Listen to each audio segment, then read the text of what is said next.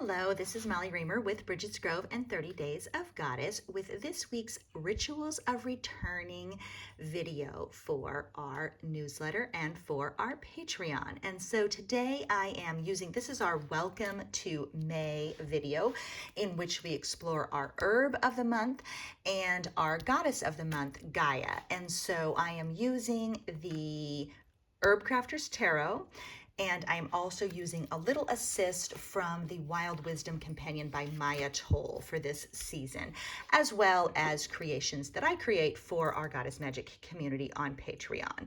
And so we're going to go ahead and actually start with the herb card, because this is the one I'm looking forward to particularly. I have been doing an herb of the month every month this year, and I've been using the illustrated Herbiary for that. And this one, I have to say, I sat down with the deck and I was thinking, I just really wanted a good card. And this deck is great. There's not bad cards. It's not like there's bad cards in the deck, but I wanted something, I really felt an attachment to getting a good card of some kind. And when I turned the card over that we received, I actually laughed out loud to see that it was the Madre of Air, Motherwort. And so the reason I laughed is because our goddess for the month is Gaia, and she's the Earth Mother, the Earth Goddess, the creatrix of the whole world. And because I've grown motherwort, I don't drink it anymore, but I do drink motherwort tea. I have a big bag of motherwort. So I've been connecting these videos to our monthly patron kits as well, and sending out an herb and an herbal ritual that goes with the herb of the month. And so it was such like a sweet little kiss of approval almost to see an herb card that I already have right next to me in my own things, already ready to go, as well as this deep connection to Gaia. So I was really happy to see the Mother with card. It just really, there was just something really soothing or comforting or affirming about it showing up. So Motherwort is a really good herb for particularly people of childbearing age. So people who are pregnant, giving birth, recovering from postpartum. It's a good herb for overall support in that way. So I used to grow it. I used to drink motherwort tea all the time. As my body and my life has changed, I haven't felt the need for that support from motherwort, but it is a good one. And so we're going to go ahead and check in with what Letitia Guthrie and Joanna Colbert have to say about motherwort as we carry these messages and the support of motherwort. So I think of it as very support. It supports you. It supports you, body, mind, and spirit. They have a little bit of a different interpretation, but that's where I'm coming from. This is a card of support, nourishment, and encouragement. And since our theme of the month is flourish and also nourish, it just felt this is a herb that helps your body. And so here's what they say: quick bite, deep nourishment. Say what you mean and mean what you say. Be fierce in service to the heart of the matter. And so they say that the Madre of Air is led by a deep sense of integrity. She cuts right to the point, even if it hurts. Like bitter motherwort, her words may sometimes be hard to swallow, but clarity opens the path to truth. She knows her values and makes quick, rational decisions without doubting her choices. Just as motherwort softens those with a spiky disposition, the Madre of Air diffuses tension with others using humor and wit. She soothes unchecked emotions and allows common sense to come forward. She understands that execution of purpose comes best from a calm, loving center. Embrace your sharp edges. They create a container for your tenderness. So some affirmations might be: I have a calm and loving center. I embrace my sharp edges. I create a container for my tenderness. Or I embrace my sharp edges and create a container for my tenderness. I create a container of nourishment for myself. I create a container of nourishment for myself, body and soul. I say what I mean, and I mean what I say. I am fierce in service to the heart of the matter. All of those are possible affirmations. I have a deep sense of integrity. I cut right to the point. Clarity opens a path to truth. I know my own values. I trust my choices. So much to learn from the power and the determination and the strength of motherwort.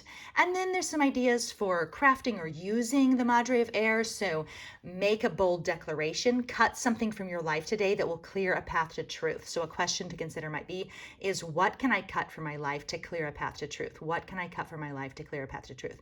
Take motherwort daily for at least 2 weeks, keeping in mind that I'm not an herbalist and I'm not a doctor and I'm not a medical professional, so I'm not dispensing health advice right here.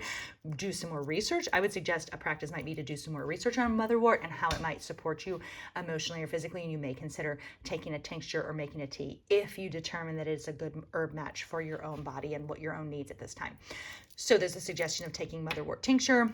I would suggest using motherwort as an herbal offering, or to make a mandala, or to even sit on the floor and circle yourself with motherwort and allow yourself to feel supported and nourished. Let that circle be a physical manifestation of the support and nourishment around you, and perhaps calling in what you need as well. And then it also says, honor the lion-hearted one within you. Wear motherwort as an amulet for courage and strength. So if you have some motherwort, like for example, if you get a patron kit, you can carry that with you as an amulet through the month of May to remind you of deep nourishment, to remind you to be fierce in the service of the heart, fierce in service to the heart of the matter, and as a reminder to say what you mean and mean what you say, and to act from integrity. Another good affirmation would be, I act with integrity. And so that is really, I have so much. I probably should have only picked this card for the week and not chosen any other cards, because it has so much to say and I feel so passionately about motherwort. But we're going to go ahead and check in with this card from the Wild Wisdom Companion. This is the symbol for the late spring, which I have to say, I can't believe it's even considered late spring already. But anyway, it is the lodestone. And the message from this card is to let go of extra weight. And so Maya Toll adds, when we imagine ascending in our career, in our spiritual practice, or in our learning, we often think of what we must do or who we must become.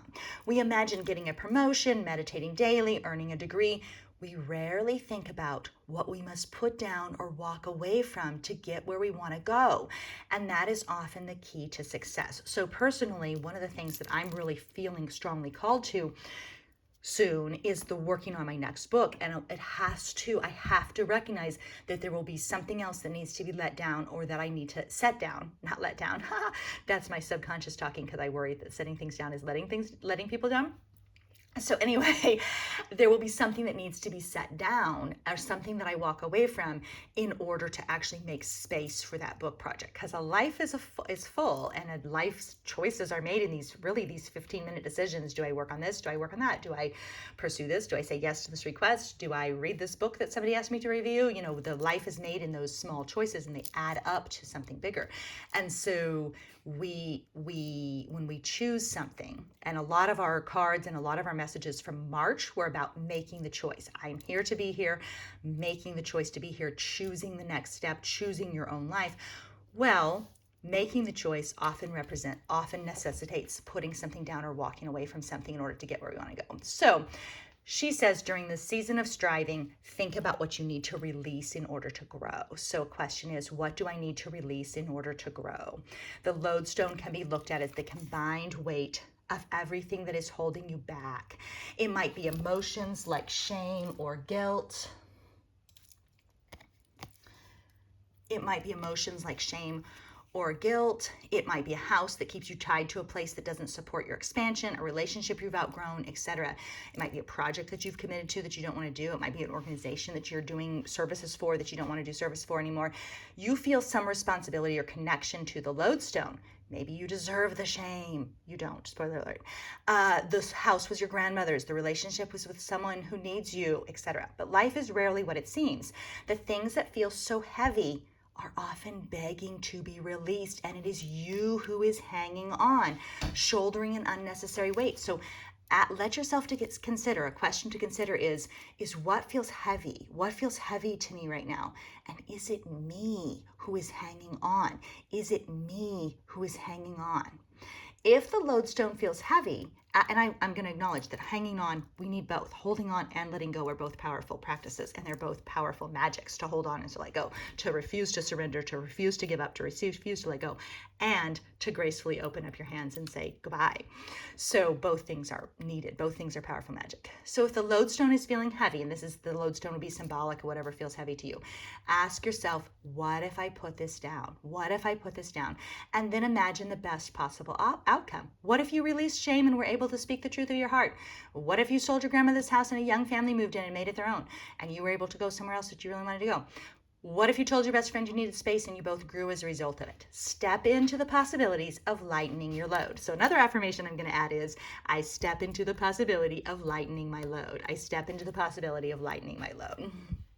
And so much to consider. A really important card, I feel like, for this time of the year. Maybe something that wasn't, some things we pick are on my mind, nourishment, etc., making choices. And then some things aren't necessarily on my mind. And this one I feel inspired by, but it wasn't really something that was present or at the forefront until I chose this card for us for this week. So we're going to go ahead and close with, I'm going to have to come back to this card, I think, because we're getting close to the end of our time for this. So we're going to close with the Gaia card, and this is the ritual packet that I make each month for our Goddess Magic community on Patreon. So that's patreon.com/goddessmagic, and you get your Gaia card, and it turns into this little affirmation packet. So flourish is the word. Affirmation, I flourish where I am. I flourish where I am. And then there's 2 reminders in it. The first, a little reminder from a past month's color affirmation deck, or color quotes and questions deck. A quote from Maya Angelou, I believe in living a poetic life, an artful life. Everything we do, from the way we raise our children to the way we welcome our friends, is part of a large canvas we are creating. So what's going on to the canvas you are creating? What canvas am I creating? And the affirmations, I live a poetic life, I live an artful life, I am part of the great canvas of creation. I'm part of the great canvas of creation. And then maybe I will still read this. In daily practice, I nourish myself, body and mind, heart and spirit. I realign with the sacred and restore myself to wholeness. So our daily practices, the lives we create for ourselves, are opportunities to nourish ourselves, body, mind, heart, and spirit. And then we're really going to go ahead and close with this little prayer card, reminder card. And I think this is perfect for our month of Gaia. Oh, wait. I didn't read Gaia's poem. Oh my goodness. Okay, I'm gonna have to do both. Listen, I am that which weaves the whole. I am that which holds the all. I am that which flows dancing lightly through the heartbeat of every being. I am within you and around you. I hold and enfold you. My promises are the colors of green leaves, blue sky, and red berries. I speak to you in root and hoof, in branch and stone. And that's actually a very old poem from my first Earth Prayer book. That was probably written originally in 2011 or 2012. It's an old poem that then became Gaia's poem. A lot of the poems that are on the goddess cards, I wrote when we made that goddess, and that's just the poem that came to me based on her story. But this one was a long time ago. Okay, today feels clear and open, bright with possibility and alive with inspiration. There is a call to discovery on the wind, an invitation into communion rustling between the trees, a subtle rhythm stirring beneath the skin of the earth and calling to our feet. We are part of life's great dance, an unfurling and uncurling of being and becoming. Each day, we are invited to start where our feet are, to take our place in the rhythm of belonging. So may you take your place in the rhythm of belonging. May you surround yourself with support and nourishment, and may you consider what you are carrying that you can set down. In the meantime, keep living your magic. Bye-bye, everybody.